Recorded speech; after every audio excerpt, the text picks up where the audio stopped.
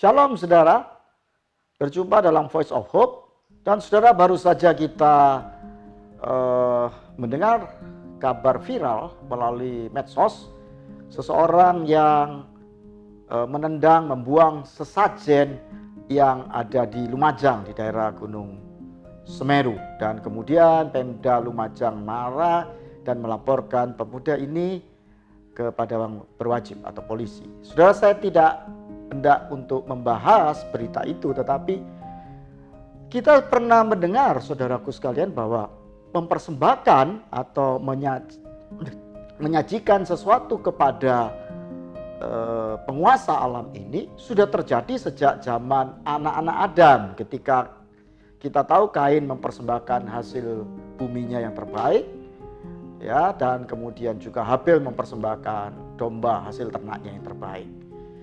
Dan kalau kita lihat secara berikutnya di Alkitab adalah Abraham juga diperintahkan untuk mempersembahkan miliknya satu-satunya yang terbaik, yaitu anaknya, yang kemudian pada akhirnya juga kita tahu diganti disediakan domba, saudaraku. Itu semua adalah prototipe, itu semua adalah pralambang yang kemudian saudaraku bangsa Israel juga melakukan ritual itu, penebusan salah ini, penebusan dosa, korban bakaran, di mana dia mempersembahkan anak domba yang tidak bercacat celah setiap tahun.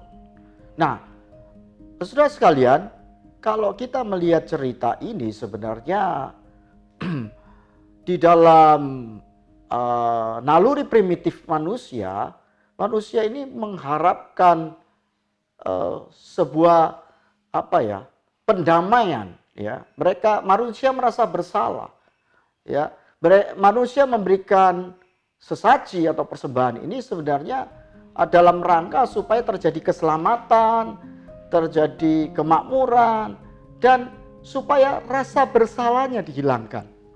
Sebuah rasa damai yang kemudian seperti terjadi sebuah perdamaian dengan Tuhan, penguasa langit dan bumi ini.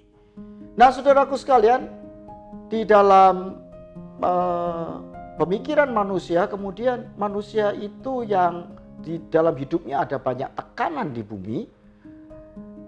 Dalam sejarah budaya manusia, mereka kemudian mengharapkan adanya Ratu Adil, Mesias, ya.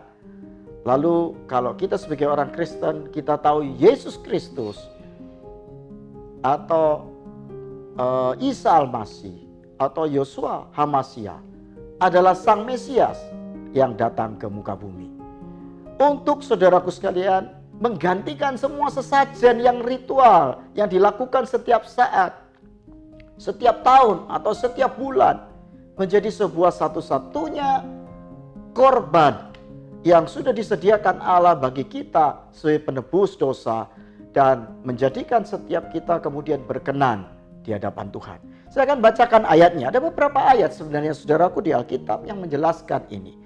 Karena Allah tidak menetapkan kita untuk ditimpa murka, tetapi untuk beroleh keselamatan oleh Yesus Kristus Tuhan kita, yang sudah mati untuk kita, supaya entah kita berjaga-jaga, entah kita tidur, kita hidup bersama-sama dengan Dia. 1 Tesalonika 5, 9 ayat 10. Dan juga satu ayat lagi, sebab juga Kristus telah mati sekali untuk segala dosa kita, Ia yang benar untuk orang-orang yang tidak benar, supaya Ia membawa kita kepada Allah, Ia yang telah dibunuh dalam keadaannya sebagai manusia, tetapi dibangkitkan menurut Roh. 1 Petrus 3 ayat 18. Ada banyak ayat senada seperti ini, saudaraku, yang menjelaskan kepada kita yang percaya kepada Kristus sebagai tumbal, sebagai korban. Dia sendiri yang menyediakan dirinya sebagai juru selamat, bukan menaklukkan, tetapi sebagai korban pendamaian bagi umat manusia dan bagi kita yang percaya. Sesajen hanya pralambang, sesajen hanya prototipe, tapi korban Kristus di kayu salib telah mendamaikan kita, umat manusia, orang-orang Kristen, kepada Allah, sehingga setiap kita bukan lagi jauh daripada Allah, tetapi berkenan kepadanya. Dan ada kemakmuran yang diizinkan Tuhan terjadi dalam hidup setiap kita. Semoga Anda dan saya memahami ini dan hanya memandang sesajen, hanya pengingat bahwa Allah sudah menyediakan anak domba yang tidak bercacat celah, Yesus Kristus Tuhan kita. Amin.